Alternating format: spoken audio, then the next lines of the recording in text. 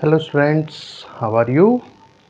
In our previous class, we completed the topic atomic mass, molecular mass, okay? And in which we discussed that how can we decide the atomic mass or molecular mass of any substance, okay? Now, in today's class, let's start a new topic, that is mole concept, which is mole concept, okay? Before discussing about that, we will discuss about the two terms which we use in the mole concept, that is first Avogadro number and second that is molar mass. Mole concept start करने के पहले इन दो terms की अपन बात कर लेते हैं, क्योंकि ये यहाँ पर पहले बीच में मतलब अपन मोल कॉन्सेप्ट में इनका यूज करेंगे, तो पहले अपन इनको डिस्कस कर लेते हैं। सबसे पहला है एवोगैड्रो नंबर। एवोगैड्रो नंबर, जो एवोगैड्रो लॉ या जो एवोगैड्रो हाइपोथेसिस अपन ने जो प्रीवियस क्लासेस में पढ़ा था, उसका सबसे इंपॉर्टेंट जो अपने को मिला था या सबसे इंपॉर्टेंट जो कॉन्सेप्ट अपने को दिया गया था, एप्लीकेशन जो था, वो था एवोगैड्रो कॉन्सेप्ट। इटालियन केमिस्ट थे कैनिजारो, उन्होंने रिलेटिव एटॉमिक मासेस, जो वेरियस एलिमेंट्स हैं उनके रिलेटिव एटॉमिक मासेस को डिटर्मिनेट किया था by using the Avogadro law, Gay Lussac law and vapour density. जो वेपर डेंसिटी, गैलुसैक लॉ और एवोगैड्रो जो लॉ है उनका यूज करते हुए जो कैनिजारो हैं उन्होंने डिफरेंट एटम्स के एटॉमिक मासेस को उन्होंने स्टडी किया था। जब उन्होंने एवोगैड्रो कॉन्सेप्ट को यहाँ पर उन्होंने जब स्टडी किया तो उन्होंने एक चीज नोटिस की थी, और उन्होंने नोटिस किया था कि जब कोई एटम जो है, कोई भी जो मटेरियल है, उसका जब एक डेफिनेट अमाउंट लिया जाता है, यानी कि उसको उसके 1 ग्राम एटम लिया जाए, किसी भी सब्सटेंस को ध्यान रखना, मैं बोल रहा हूँ 1 ग्राम एटम। 1 ग्राम एटम का मीन्स यहाँ पर थोड़ा अलग है, पहले इसको अपन समझ लेते हैं फिर बाद में बात करेंगे उसका मतलब क्या है। 1 ग्राम एटम जब लिया जाए, 1 ग्राम एटम का मतलब जो C12 का 1/12 है, पहले उसी की बात कर लेते हैं क्योंकि वरना आपके माइंड में डाउट रहेगा।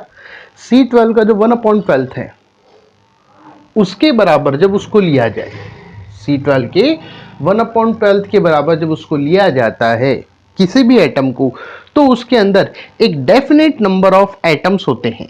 क्या रहते हैं? डेफिनेट नंबर ऑफ एटम्स होते हैं, जिसके लिए उन्होंने नाम दिया था एवोगैड्रो नंबर। क्या नाम दिया था उसको? Avogadro number. फिर बाद में रदरफोर्ड जो थे, उन्होंने इसके लिए वैल्यू का डिटर्मिनेशन किया था, और वो जो वैल्यू जो थी वो थी, दैट इज, जो अपन पीछे क्लासेस में पढ़ भी चुके हैं, जब अपन 9th के अंदर अपन जब स्टडी करते हैं मोल कॉन्सेप्ट, तो अपन वहां पर ही पढ़ते हैं 0.22 इंटू 10⁻23। ये एक फिक्स वैल्यू है। जब भी किसी सब्सटेंस को उसके 1 ग्राम में लिया जाएगा, 1 ग्राम ऑफ एटम जब लिया जाएगा, कितना? 1 ग्राम ऑफ एटम जब लिया जाएगा किसी भी एलिमेंट का, तो उसमें फिक्स्ड नंबर ऑफ पार्टिकल्स होते हैं, जिनको अपन क्या बोलते हैं? That is called Avogadro number. Got it? Clear? अब ये चलो इसको पहले एक बार छोटा सा पहले मोलर मास डिस्कस कर लेते हैं, फिर इन दोनों की बात करेंगे अपन एक साथ। मोलर मास का मीन्स क्या है? What do you mean by molar mass? Molar mass की एक डेफिनेशन यहां पर आएगी, मैं थोड़ा सा यहां पर उसका जो एटॉमिक और मॉलिक्यूलर मास है उससे इसका रिलेशनशिप ले रहा हूं। मोलर मास का मीन्स होता है जब किसी भी सब्सटेंस में इतने पार्टिकल हों, किसी भी सब्सटेंस में जब इतने पार्टिकल हों, या तो एटम हो, अगर एलिमेंट है तब तो एटम होगा, और अगर कंपाउंड है तो क्या होंगे? मॉलिक्यूल। जब हो तो वो क्या कहलाता है? उसका वो जो अमाउंट है जिसमें इतने पार्टिकल्स हैं वो क्या कहलाता है? उसका मोलर मास।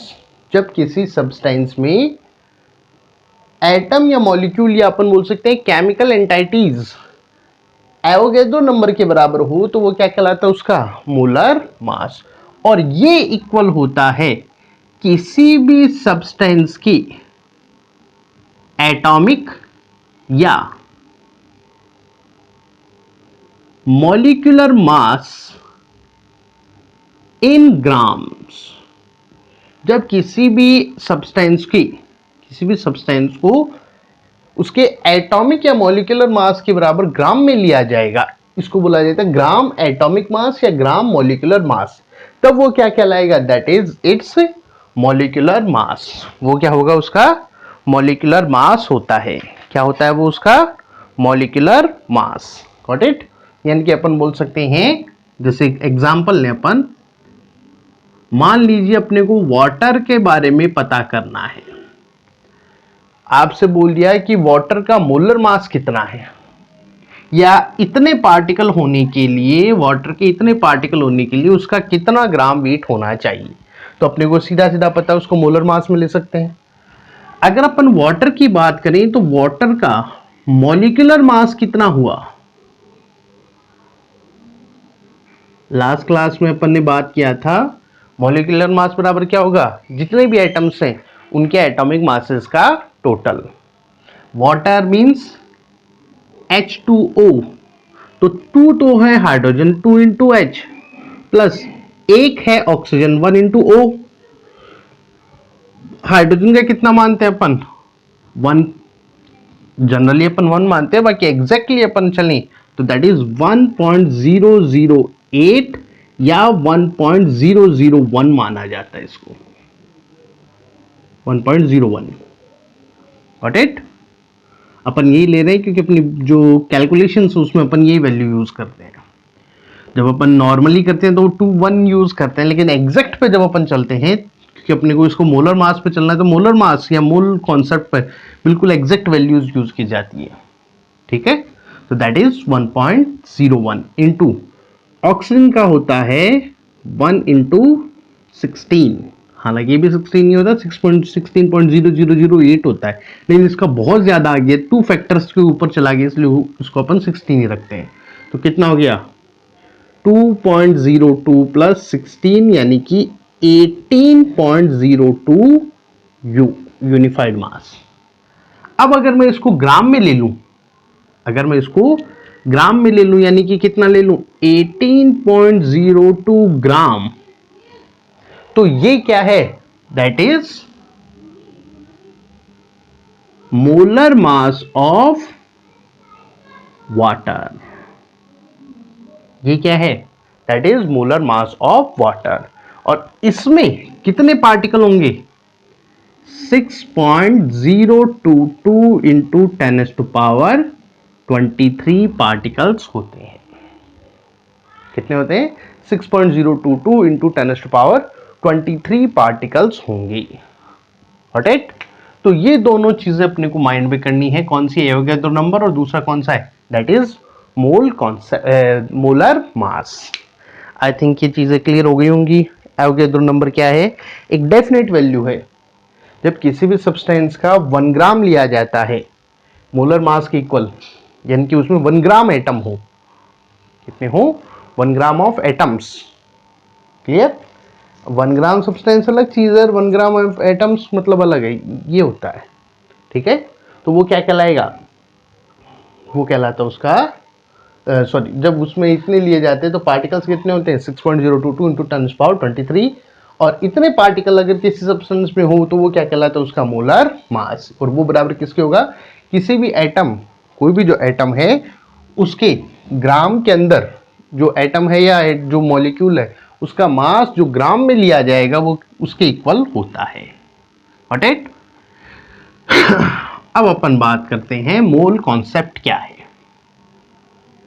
जो कोई भी केमिकल एंटाइटीज हैं, केमिकल रिएक्शंस में हमें किसी भी केमिकल रिएक्शन में या केमिकल जो भी केमिकल चेंज है उसमें रिएक्टेंट और प्रोडक्ट्स जो हैं उन्हें एक्सप्रेस करने के लिए या तो मासेस की जरूरत पड़ती है या अपने को नंबर ऑफ एटम्स की रिक्वायरमेंट होती है। दो में से एक चीज चाहिए। भाई सीधी सी बात, अपन या तो ये बोले कि भाई इसके 3 एटम रिएक्ट किए, या ये बोले कि इसका 3 ग्राम रिएक्ट किया, तो दो में से एक चीज अपने को रिक्वायर्ड होती है। Got it. तो उस रिक्वायरमेंट को इतनी आसानी से अपन पूरा नहीं कर सकते। व्हाई? क्योंकि एटम या मॉलिक्यूल एक बहुत स्मॉल स्ट्रक्चर है, उसको इंडिविजुअली सेपरेट करना कि भाई अपन एक एटम उठा के ले आए, इतना आसान नहीं होता। तो फिर उसको एक्सप्रेस कैसे किया जाए? तो यहां पर जो ओस्टवाल्ड जो थी, जो ओस्टवाल्ड जो है, उन्होंने 1806 के अंदर, इन्होंने ओस्टवाल्ड 1806 के अंदर ओस्टवाल्ड ने ये कॉन्सेप्ट दिया था। किन्होंने दिया था? ओस्टवाल्ड ने ये कॉन्सेप्ट दिया था मोल, ताकि केमिकल एंटाइटीज को एक्सप्रेस किया जा सके। Got it? क्लियर? अब यहां पर पहले मोल टर्म का मीन्स क्या है उसके ऊपर बात करें तो मोल जो वर्ड है, मोल, ये वर्ड बना है लैटिन वर्ड मूलस। जो मूलस है उससे ये वर्ड डिराइव हुआ है। किससे डिराइव हुआ है? मूलस, MOLOUS, उससे ये वर्ड डिराइव हुआ है, जिसका मीन्स होता है हिप और पाइल, यानी कि ढेर, बड़ा ढेर, उसके लिए वर्ड काम में लिया जाता है मूलस। Got it? IUPAC ने जो इसे बाद में SI unit of quantity of substance इसको एक्सेप्ट किया था 1967 में इसे SI unit of amount of substance इसे एक्सेप्ट कर लिया गया। यानी कि आज जब कोई भी हम किसी भी सब्सटेंस का अपन अमाउंट बताते हैं तो अपन किसकी फॉर्म में बताते हैं? मोल के फॉर्म के अंदर उसको एक्सप्रेस किया जाता है। किसके फॉर्म में करते हैं अपन? मोल, उसकी फॉर्म में अपन उसको एक्सप्रेस करते हैं। Got it? अब ये मीन्स क्या है? एक सिंपल सी बात करें, अपन कोई छोटी चीज होती है तो अपन सिंगल यूनिट से उसका काम चला लेते हैं। जैसे कि मेरे को 1 पेन चाहिए या मेरे को 1 कॉपी चाहिए, अपन ना तो इतने से काम चल जाता है। थोड़े बड़े लेवल पे बात करें, जो शॉपकीपर है जहां से अपन बुक वगैरह लेके आते हैं, वो जब ऑर्डर देगा अपने से बड़े स्टॉकिस्ट को, तो वो अपने को उसको ये थोड़ी बोलेगा 1 पेन दो या 1 पेन भेजो, या मान लो उसको 10 पेन चाहिए तो बोलेगा कि 10 पेन दो, या उसको 100 पेन चाहिए तो 100 पेन भेजो। वो वहां पे पैकेट्स वर्ड काम में लेता है, क्योंकि वो जानता है एक पैकेट के अंदर 5 पेन आते हैं, तो वो सीधा सीधा बोलेगा कि 20 पैकेट भेज दो। मतलब तो 100 ही था, लेकिन यूनिट क्या हो गई? 20। अब वो स्टॉकिस्ट डिस्ट्रीब्यूटर की बात करें, उससे बड़ा, मान लो जयपुर या कोई भी बड़ा शहर है, जो उस सिटी के जो हेडक्वार्टर है, वहां पर जो उस कंपनी का स्टॉकिस्ट है, वो उसके पास आएगा ऑर्डर, तो वो ये थोड़ी बोलेगा कि 20 पैकेट, क्योंकि उसके पास जो दुकानदार है, मतलब जो स्टॉकिस्ट है शहर का, उसके पास पता नहीं कितने 20 की डिमांड आई है। तो वो उसको बोलेगा कि एक काम करो, आप 3 कार्टून भेजो। 3 कार्टून बड़े काम मिलेगा, क्योंकि उसके 3 कार्टून का मतलब हो सकता है 1000, 2000, 3000 कितने पेन हो सकते हैं। अच्छा, वो अपने से ऊपर वाले को भेजेगा तो वो कार्टून नहीं बोलेगा, वो वहां पे ट्रक का हिसाब चलता है। तो जैसे जैसे क्वांटिटी बढ़ती गई, वैसे वैसे बोलने का तरीका बदल गया। वही चीज यहां पर है, हमें केमिकल रिएक्शन को एक्सप्रेस ही करना है, करना तो अपने को वही है, लेकिन टर्म्स जो हैं वो अपन किसका यूज करते हैं? मोल का यूज करते हैं। Got it? इसका यूज करते हैं अपन मोल का। अब 1 मोल बराबर क्या है? क्योंकि मोल अपन तभी समझ पाएंगे जब 1 मोल का मतलब अपन समझे। किसी भी सब्सटेंस का जो 1 मोल है, 1 मोल ऑफ सब्सटेंस, किसी भी सब्सटेंस का जो 1 मोल है, वो 1 मोल इक्वल टू होता है, 1 मोल जो है, 1 mole of this amount of the substance, वो इक्वल होता है जब उसमें केमिकल एंटाइटीज जो हैं, ये कब आएगा? जब उसमें केमिकल एंटाइटीज जो हैं, एंटाइटीज का मतलब समझते हैं आप लोग? केमिकल एंटाइटीज एंटाइटीज का मतलब अगर अपन एलिमेंट की बात करें तो एटम वर्ड हो जाएगा, सब्सटेंस की बात कर रहे हैं तो एटम या मॉलिक्यूल या आयन। ओके, तो इनको बोला जाता है केमिकल एंटाइटीज। जब उसमें केमिकल एंटाइटीज किसके इक्वल हों, किसके इक्वल हों, और वो होती हैं इक्वल टू द, जो ये जो केमिकल एंटाइटीज हैं वो किसके इक्वल हों, same number of chemical entities होनी चाहिए जितनी 12 gram of C12, 12 gram of C12 have, मतलब जो कार्बन का जो C12 है, C12 के अंदर C12 का जो 12 ग्राम है उसमें जितने एटम या केमिकल एंटाइटीज हैं उतने ही जब किसी सब्सटेंस में हो तो वो उसका क्या कहलाएगा, दैट इज कॉल्ड 1 मोल। क्या कहलाता है वो, 1 मोल कहलाता है। Got it? वापस रिपीट कर रहा हूं, किसी भी सब्सटेंस का 1 मोल कब कहलाएगा, जब उसमें chemical entities 12 gram of C12 के अंदर मौजूद केमिकल एंटाइटीज के इक्वल हों। Got it? और ये होती हैं एवोगैड्रो नंबर के इक्वल। किसके इक्वल होगी, एवोगैड्रो नंबर, जिसको Na से अपन डिनोट करते हैं, इसके इक्वल, यानी कि 6.022 इंटू 10⁻23। तो अपन दूसरी डेफिनेशन अपन बना सकते हैं, 1 मोल होगा जो किसी भी सब्सटेंस का, तो वो किसके इक्वल होगा, जब उसमें केमिकल एंटाइटीज किसके बराबर हो, एवोगैड्रो नंबर के इक्वल। किसके इक्वल हो, एवोगैड्रो नंबर, यानी कि अपन बोल सकते हैं 1 mole is the amount of substance, 1 mole is the amount of substance which consist chemical entities, which consist chemical entities equal to Avogadro number. किसके इक्वल हो, एवोगैड्रो नंबर के इक्वल। Got it? और अभी अभी अपन ने बात किया था एवोगैड्रो नंबर जो है वो किसकी इक्वल होता है, या जब किसी भी सब्सटेंस में एवोगैड्रो नंबर के बराबर पार्टिकल होते हैं तो वो क्या कहलाता है, उसका मोलर मास। क्या कहलाता है वो, मोलर मास। तो अपन थर्ड डेफिनेशन जो बना सकते हैं वो अपन बना सकते हैं 1 मोल जो होगा, 1 मोल जो होगा किसी भी सब्सटेंस का, 1 mole of the amount of substance when, जब उसका मास, अब यहां पे केमिकल एंटाइटीज नहीं आएगा, यहां पर वर्ड क्या आ जाएगा, मास ऑफ सब्सटेंस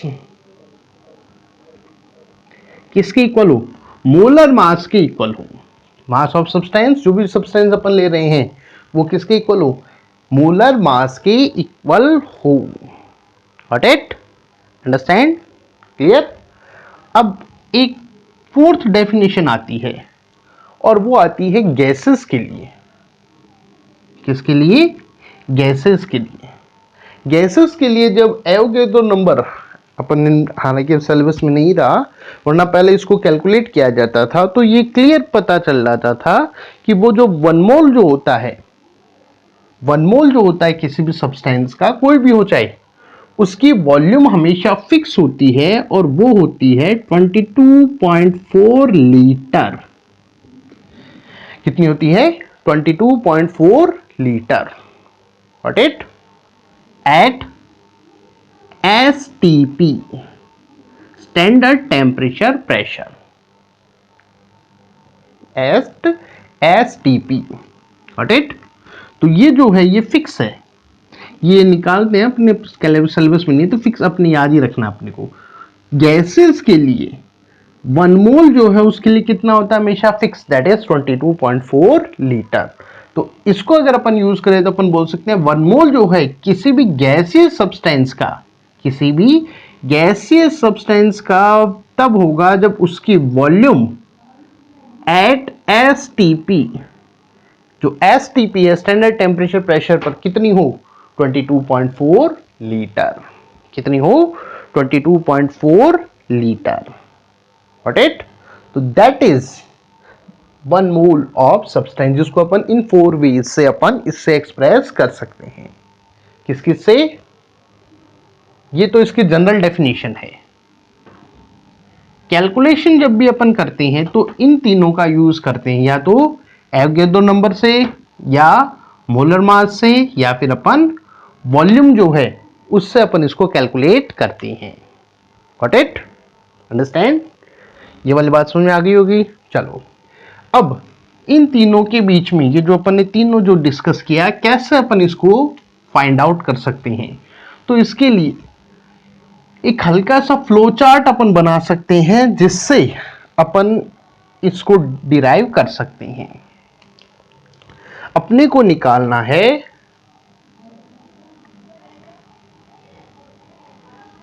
1 मोल, या अपने को मोल अपने को निकालना है। अपने को क्या फाइंड आउट करना है?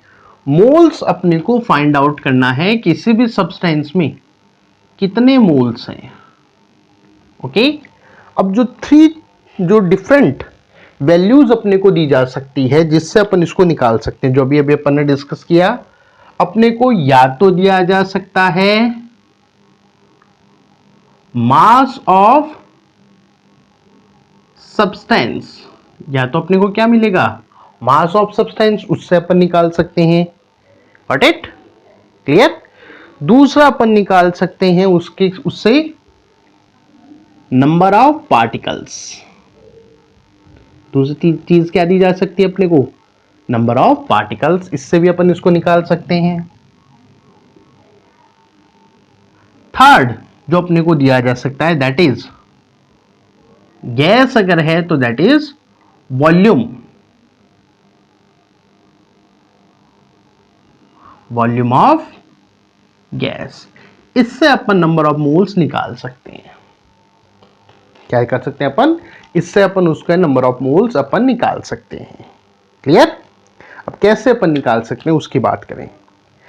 अगर आपको जो मटेरियल है उसमें मास ऑफ सब्सटेंस आपको दिया गया है, क्या दिया गया है? मास ऑफ सब्सटेंस अगर आपको दिया गया है, तो अगर आप उसको डिवाइड बाय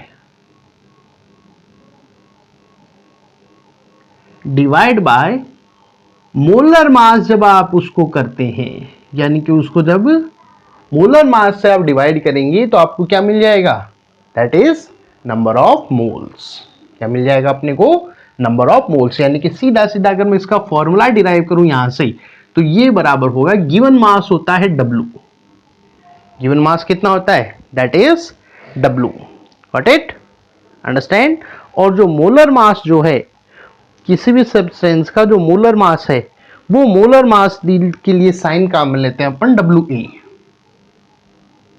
तो W/WA से अपन उसको डिराइव कर सकते हैं। Got it? अच्छा, नंबर ऑफ पार्टिकल्स अगर दिए हुए हों तो इसको डिराइव किया जाता है डिवाइड बाय एवोगैड्रो नंबर। जो एवोगैड्रो नंबर है उससे डिवाइड कर हम अगर नंबर ऑफ पार्टिकल्स दिए हुए हों तो अपन नंबर ऑफ मोल्स निकाल सकते हैं। यानी कि इसके लिए अगर अपन फॉर्मूला डिराइव करें तो जो नंबर ऑफ पार्टिकल्स हैं उनके लिए वर्ड काम में लिया जाता है N। मास के लिए तो क्या लेते हैं अपन? That is W। W भी हो सकता है, M भी हो सकता है, सॉरी M वर्ड काम में लेंगे क्योंकि आगे अपना सारा वही है, स्मॉल m, वही साइन काम में लेंगे, तो दैट इज स्मॉल m। अच्छा, मोलर मास के लिए वर्ड काम में लेते हैं अपन capital M। Molar mass that is capital M। अच्छा, एवोगैड्रो का साइन है दैट इज Na। तो इसके लिए n, तो इसको डिराइव किया जाता है N/Na से। जो अपन W वाला लिखा ना वो गलत नहीं है, लेकिन जो आजकल का जो पूरा ट्रेंड है अभी का बुक्स का, तो उसमें कैपिटल M इनका यूज किया जाता है। तो ये ही साइन अपने को यूज करने हैं। Got it? Third, volume of gas. Volume of gas normally अपन जिसके लिए V वर्ड काम में लेते हैं, अगर अपने को ये दिया हुआ हो तो अपन इसको डिराइव कर सकते हैं बाय डिवाइडेड, या डिवाइड बाय 22.4 लीटर। 22.4 लीटर से जब अपन डिवाइड करेंगे तो अपने को क्या मिल जाएगा? Number of moles by volume. यानी कि इसके लिए फॉर्मूला निकाले तो V/22.4। What it? अंडरस्टैंड? अच्छा, अगर अपने को मोल्स दिया हुआ और ये निकालना हो तो आराम से निकाल सकते हैं अपन। मोल्स के लिए जो मोल है, नंबर ऑफ मोल्स, उसका साइन याद रखना है, स्मॉल एन से उसको डिनोट करते हैं। तो जब अपन ने यहाँ पे डिवाइड करके निकाला है, तो अगर अपने को ये डिराइव करना हो तो क्या करेंगे अपन, ये अपने को निकालना है, ये निकालना हो तो अपन क्या करेंगे, जो आपको नंबर ऑफ मोल्स दिए हुए हैं उसको मल्टीप्लाई कर दिया जाता है बाय मोलर मास, तब अपने पास क्या आ जाएगा, mass of substance. Got it. इधर चलें, अगर अपने को ये निकालना हो नंबर ऑफ पार्टिकल्स, तो अपन क्या कर सकते हैं, ये निकालना है तो क्या निकल जाएगा, ये अपन ने क्या निकाला है, स्मॉल एम। अब अपने को ये निकालना है तो n इज इक्वल्स टू क्या हो जाएगा, n इंटू एवोगैड्रो नंबर। इसी तरह से ये अपने को निकालना है, ये अपने को दिया हुआ है तो अपन आराम से निकाल सकते हैं ना, ये कितना है, n इज इक्वल्स टू था दैट वन, तो ये अपने को निकालना तो मल्टीप्लाई कर लो, तो कितना हो जाएगा, दैट इज अगर अपने को रिवर्स करना हो तो जो v है वो इक्वल टू क्या हो जाएगा, number of moles multiplied by 22.4। Got it, clear. तो ये रिलेशनशिप्स हैं जो कि अपन कैलकुलेशंस में अपन काम में लेते हैं मोल कॉन्सेप्ट की। ओके, अब इसको अगर अपन फॉर्मुलेशन करें, ये जो अभी अपन ने पूरा पढ़ा है, इसको अगर अपन डायरेक्ट फॉर्मुलेशन करें तो अपन यहां पर कुछ फॉर्मूले बना सकते हैं। तो अगर अपन इसके जितने भी फॉर्मूले हैं मोल कॉन्सेप्ट के, जितने भी मोल कॉन्सेप्ट्स के फॉर्मूले हैं, उन सभी को अगर अपन कंबाइन करके अगर अपन इनके बीच में रिलेशनशिप बनाना चाहें तो we can easily do it, and for that we can use the simple relationships. We studied that n is equals to, जो नंबर ऑफ मोल्स हैं वो किसके बराबर होते हैं, given mass upon molar mass, ये पढ़ा अपन ने। दूसरा अपन ने पढ़ा कि जो नंबर ऑफ मोल्स हैं, नंबर ऑफ मोल्स जो है वो किसके बराबर होता है, given particle divided by number of particles. तो तीसरा अपन ने पढ़ा नंबर ऑफ मोल्स अपन निकाल सकते हैं V अपॉन 22.4 लीटर डिवाइड करने से।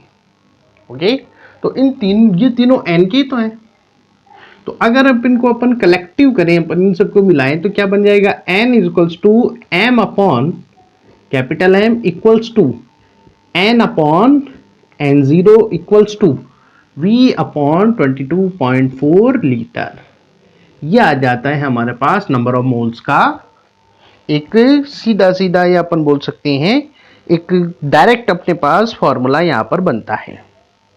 अब अपने को निकालना क्या है, अपने को इनमें से कौन सी वैल्यूज दी गई हैं और कौन सी वैल्यूज अपने को कैलकुलेट करनी है, उसके अकॉर्डिंग अपन इसका यूज कर सकते हैं। Got it. जैसे अपन बात करें एप्लीकेशंस में अपन चलें, कैसे इसका यूज करते हैं, तो जैसे मान लीजिए आपको किसी भी सब्सटेंस का मास दिया हुआ है, मोलर मास दिया हुआ है, और पूछा जाए कि भाई नंबर ऑफ मोल्स कितने हैं, तो अपन आराम से निकाल सकते हैं, भाई सीधा सीधा ये इक्वल हो गया। Got it. या अपने को ये दिया हुआ है, ये दिया हुआ है, ये अपन जानते हैं, ये पूछा जाए तो ये अपन इसका यूज करके निकाल सकते हैं, या ये दिया हुआ हो और ये पूछा जाए, तो मतलब कहने का मतलब क्या है कि जो डिफरेंट टाइप ऑफ रिलेशनशिप्स हैं वो अपन यहां पर कैलकुलेट कर सकते हैं। Got it, clear. जैसे अपन कुछ न्यूमेरिकल्स अपन कंसिडर करते हैं ताकि इस चीज को अपन मोल कॉन्सेप्ट को अपन पूरा क्लियर कर लें। तो पहला क्वेश्चन है अपने पास, जो फर्स्ट क्वेश्चन अपन डिस्कस करें, और वो क्वेश्चन है 2.2 ग्राम कार्बन डाइऑक्साइड के अंदर, 2.2 ग्राम कार्बन डाइऑक्साइड के अंदर कितने पार्टिकल्स होते हैं या कितने मॉलिक्यूल्स होते हैं, वो अपने को कैलकुलेट करना है। चलो पहले अपन ये करते हैं, 2.2 ग्राम कार्बन डाइऑक्साइड का नंबर ऑफ मोल्स कितना है, पहले तो ये निकाल लेते हैं अपन। आपको गिवन मास, अपनी देखो सीधा सीधा फॉर्मूला है, n इज इक्वल्स टू होता है गिवन मास अपॉन मोलर मास। गिवन मास कितना है, 2.2 ग्राम। मोलर मास कितना होगा, कार्बन डाइऑक्साइड का मॉलिक्यूलर मास निकाल लो, जितने भी एटॉमिक मास है टोटल कर दो, कितना होगा, कार्बन का होता है 12 प्लस ऑक्सीजन का एक का होता है 16, तो 2 का कितना हो गया 32, दोनों को कंबाइन किया तो कितना हो गया 44, गॉट इट। तो 2.2 डिवाइडेड बाय 44, अगर आप इसको सॉल्व करोगे तो कितना हो जाएगा, अगर आप यहां पे पॉइंट हटाओगे तो दैट इज 0, पॉइंट हटाए तो दैट इज 0, तो 1/20 हो गया। 1/20 का मतलब कितना हो गया 0 point how much 0.05 mole, got it. तो सीधा सीधा अपन यहां पे निकाल सकते हैं। ओके, अब अपने को सेकंड क्वेश्चन पे अपन बात करें, जो यहाँ पे न्यूमेरिकल जो आते हैं बहुत इजी न्यूमेरिकल, जो सीधे फॉर्मूले बेस्ड है। सेकंड न्यूमेरिकल है, वाटर का आपको मास दे रखा है, mass of one water drop, mass of one drop of water. Water की जो एक ड्रॉप है, वाटर की जो एक ड्रॉप है, उस ड्रॉप का मास आपको दे रखा है दैट इज 0.05 ग्राम, ये आपको दिया हुआ है और पूछ रहा है कि बताइए नंबर ऑफ पार्टिकल्स कितने हैं इसमें। नंबर ऑफ पार्टिकल्स या यहां पर मॉलिक्यूल है, वाटर पर्टिकुलर पता है मॉलिक्यूल है तो अपन ये बोल सकते हैं number of molecules of water कितना है, ये अपने को फाइंड आउट करना है। Got it, clear. तो आपको मास ऑफ वाटर आपको दे रखा है और आपको नंबर ऑफ वाटर मॉलिक्यूल्स पूछा है, तो अपन जानते हैं m upon capital M is equals to n upon n0। भी अपन ने बात किया, तो भाई ये पूछा है, ये अपने को दिया हुआ है, ये अपन कैलकुलेट कर सकते हैं n0 या na, ये अपन जानते हैं कितना होता है एवोगैड्रो नंबर। तो अगर इसमें अपन फॉर्मूले में वैल्यू रखें तो m कितना दे रखा है molar mass 0.05, given mass, molar mass कितना हो गया वाटर का, हाइड्रोजन का 1, 2 हाइड्रोजन 2, ऑक्सीजन का कितना है 16, तो कितना हो गया 18। अब ये आपको गिवन है, ये आपको गिवन है, गॉट इट। अब आपको ये निकालना है, तो ये आपको निकालना है और ये आपको पता है कितना होता है दैट इज 6.022 इंटू 10⁻23। अब इजीली निकाल सकते हो आप, तो n इज इक्वल्स